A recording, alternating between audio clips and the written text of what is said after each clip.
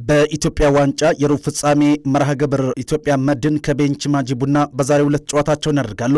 ብዙዎቹ ትኩረት ያልሰጡት ግን ተጠባቂ ጨዋታ በኢትዮጵያ ጥሎ ማለፍ በኢትዮጵያ መድንና በቤንች ማጂ ቡና መካከል በአዲስ አበባ ስቴዲየም ከቀኑ 9 ሰዓት ጀምሮ ይከናወናል። ብዙዎች የዚህን ጨዋታ የማሸነፍ ዕድል ለመድን ይሰጣሉ። አንዳንዶች ግን በዚህ ጨዋታ ያልተጠበቀ ክስተት ልናይ እንችላለን እያሉም ይገኛሉ። በእርግጥ የጥሎ ማለፍ ውድድር በተለያዩ ዘመናት እንዲህ አይነት ባህሪዎችን ሲያስመለክተንም ኖሯል። ያልተጠበቁ ቡድኖች ትላልቅ ቡድኖችን አሸንፈው ዋንጫ ሲያነሱ በሀገራችንም ሆነ በዓለማችን ላይ አይተናል። በ1989 ዓ.ም አሁን በሕይወት የሌለው ወላይታ ቱሳ በኢትዮጵያ ጥሎ ማለፍ ይህንን አስመልክቶን አልፏል። ዘንድሮስ ማን ያውቃል? የከፍተኛ ሊጉ ክለብ ቤንች ማጂ ቡና ይህንን እንደማያስመለክተን ማንም በድፍረት መናገር አይችልም። የዛሬ የሩብ ፍጻሜ ተጋጣሚዎች መድንና ቤንች ማጂ ቡና ከእቅዳቸው ውጭ የሆኑበት ሁኔታም ተፈጥሯል።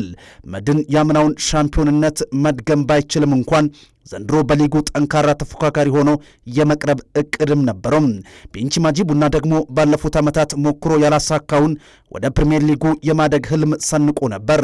ሁለቱም ያሰቡትና ያለሙትን ማድረግ አልቻሉም። ስለዚህ ሁለቱም የዛሬውን ጨዋታ እንደ መጽናኛ ታሪክ መስሪያ አድርገው የመጠቀም ፍላጎት አላቸው።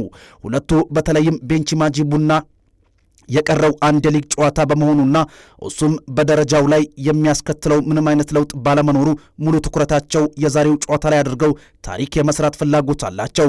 ለዚህ እንደተዘጋጁ ያናገርናቸው አንዳንድ የቡድኑ ተጫዋቾች ነግረውናል።